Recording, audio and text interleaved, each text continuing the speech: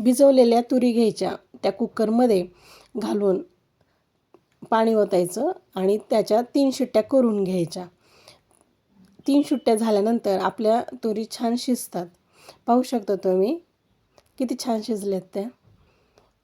आता एका कढईमध्ये तेल घालून घ्यायचं. कढईत गॅसवर मांडून घ्यायची.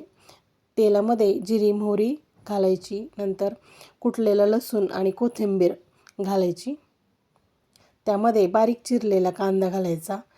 कांदा छान परतून घ्यायचा. कांदा परतल्याच्यानंतर त्यामध्ये टोमॅटो घालायचं.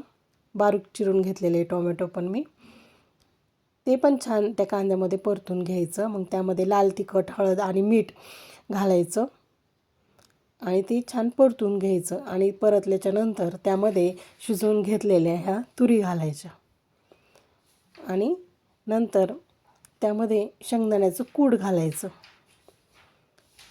शेंगदाण्याचं कूट घातल्याच्यानंतर छान ढवळून घ्यायचं आणि त्याला छान उकळी फुटून द्यायची.